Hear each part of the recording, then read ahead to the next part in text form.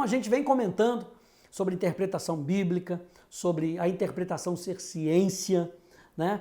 Trazer uma lógica organizada daquilo que nós estamos estudando. A gente falou sobre exegese, sobre extrair do texto. A gente falou sobre ter cuidado com exegese, sobre colocar no texto o que a gente quer ouvir do texto para que a gente possa continuar vivendo a nossa vida ou que faça mais sentido com uma doutrina que a gente ouviu aí em algum lugar. A gente tem que ter muito cuidado.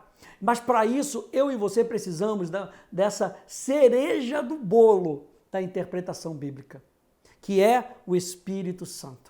Os métodos, gente, de interpretação bíblica não anulam a ação do Espírito Santo no que se refere à iluminação do nosso coração. Lembre-se que nós estamos interpretando a Bíblia para quê? Para que a gente possa ser transformado e viver num relacionamento com Deus. Ainda que o Espírito Santo seja o intérprete da palavra de Deus, faz-se necessária uma metodologia para a compreensão das passagens. É o que a gente tem falado até agora. Sobretudo as de difícil interpretação. Ou seja, há uma parte que cabe ao homem na interpretação bíblica. A interpretação bíblica. Há uma parte que é nossa. E há uma parte do Espírito Santo. 1 Coríntios capítulo 2. Veja lá comigo. 1 Coríntios. Então você está entendendo que é uma integração do Espírito Santo com você? Ele ilumina a sua vida e você usa as regras e as ferramentas que são disponíveis para você. 1 Coríntios capítulo 2, do verso 9, diz: mas como está escrito, nem olhos viram, nem ouvidos ouviram, nem jamais penetrou em coração humano o que Deus tem preparado para aqueles que o amam. Deus, porém, revelou isso a nós por meio do Espírito Santo. Porque o Espírito sonda todas as coisas, até mesmo as profundezas de Deus. O que Deus quer falar com você através do texto bíblico, o Espírito Santo traz para mim e para você no seu espírito.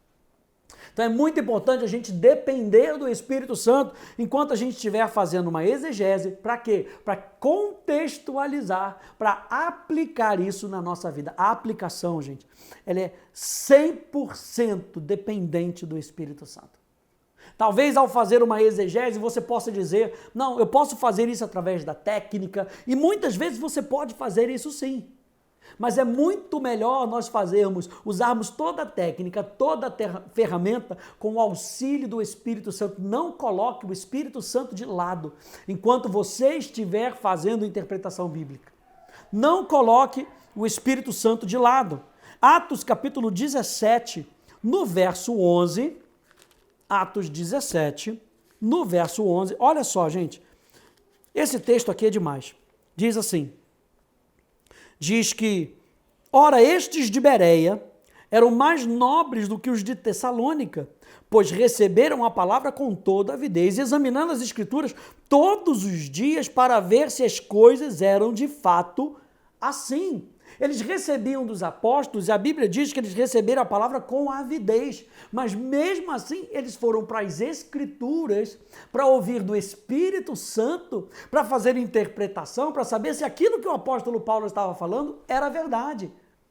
Então é muito importante nós não apenas ouvirmos uma palavra, e a gente sabe que a fé vem por ouvir e ouvir a palavra de Cristo. É muito bom nós consultarmos com a palavra de Deus.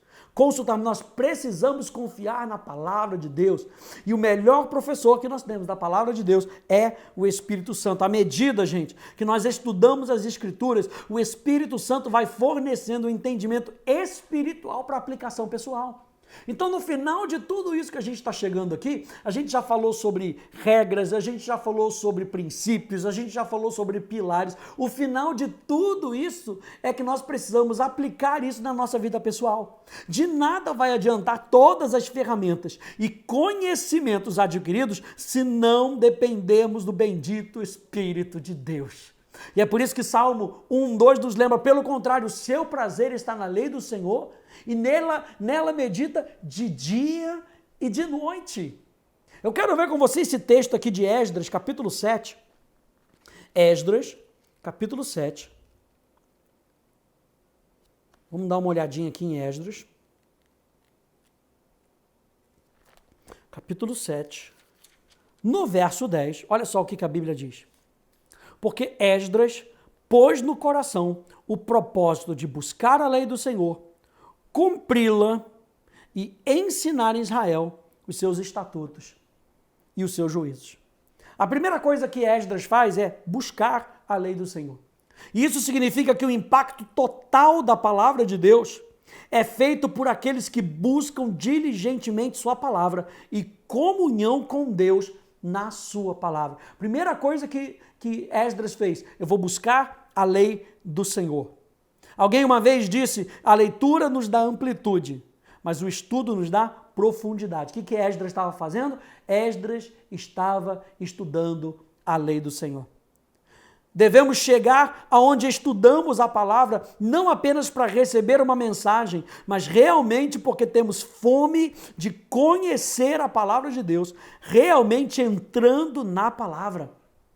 Eu gosto dessa citação desse teólogo chamado R.C. Sproul, e ele diz, aqui está o verdadeiro problema de nossa negligência. Nós falhamos em estudar a palavra de Deus, não tanto porque é difícil de entender, não tanto porque é maçante e entediante, mas porque é trabalhoso. Nosso problema não é falta de inteligência ou falta de paixão. Nosso problema é que somos preguiçosos. Meu Deus, isso aqui é forte. O que Esdras fez? Esdras buscou a lei do Senhor. Esdras foi estudar a palavra de Deus. Parabéns para você que está chegando no final desse curso e você está com desejo de estudar mais e melhor a palavra de Deus. Isso quer dizer que você não é um preguiçoso. Isso quer dizer que você está aplicando o seu coração para você ir mais profundo nas coisas de Deus. A segunda coisa que a gente vê que Esdras faz, Esdras procura fazer a palavra de Deus. Isso significa que o impacto total da palavra de Deus é feito por aqueles que não são apenas ouvintes da palavra, mas verdadeiros praticantes da palavra. Tem que ser vivido e não apenas conhecido. E aí a gente se lembra de Mateus capítulo 7. Você lembra que em Mateus capítulo 7, Jesus quando conta essa parábola, e é o finalzinho do Sermão da Montanha, e o Sermão da Montanha fala do quê? Fala da cultura do reino de Deus chegando até os homens. E o final de tudo aquilo que Jesus falou, ele compara com duas casas. As duas casas ouviram. As duas casas ouviram a mesma mensagem. Só que qual foi a diferença? Um praticou e o outro não praticou. O que praticou foi comparado a uma casa sobre a rocha, o que não praticou foi comparado a uma casa sobre a areia. Para as duas aconteceu a mesma coisa. Veio chuva, veio vento, veio tempestade, veio terremoto. Uma caiu e uma ficou em pé. Quem ficou em pé e quem caiu? Quem ficou em pé foi aquele que praticou a palavra de Deus. Não somente ouviu, mas praticou.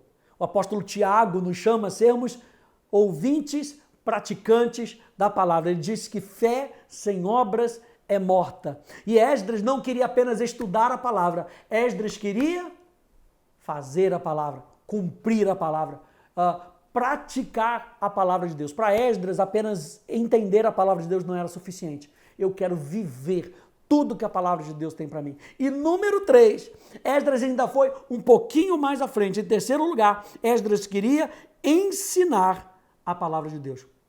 Isso significa que o impacto total da palavra de Deus é feito por aqueles que realmente a ensinam.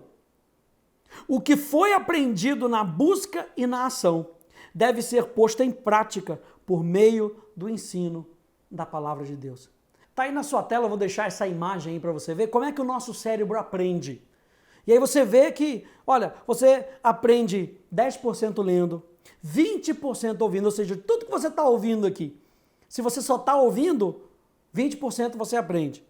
30% você aprende observando, 50% você aprende vendo e ouvindo, 70% debatendo com outras pessoas, 80% praticando e 95% ensinando aos outros.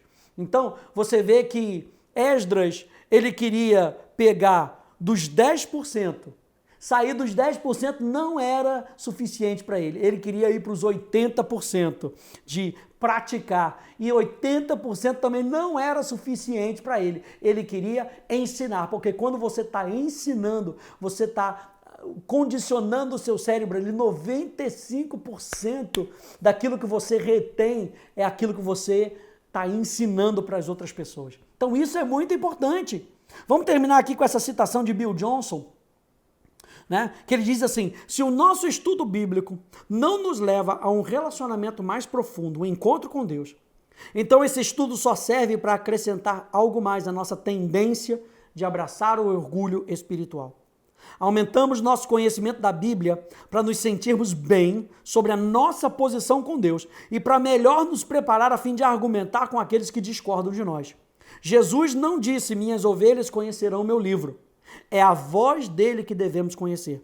Apenas aqueles cuja vida depende da pessoa do Espírito Santo reconhecem de forma consistente a voz de Jesus. E a voz do Senhor sempre será confirmada pelas Escrituras.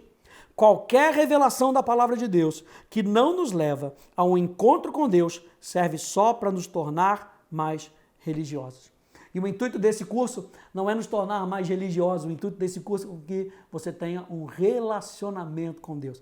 Então, ao aplicar tudo isso que você aprendeu, junto lá com a matéria de bibliologia, paixão pela palavra, o que nós queremos, em tudo isso que nós estamos falando, é uma escola de teologia viva, é melhorar, aprimorar e aprofundar o seu relacionamento com Deus, com que esse nosso curso possa ter ajudado você a entender melhor um pouco mais das Escrituras, para que você possa se lançar cada vez mais nos braços de Jesus.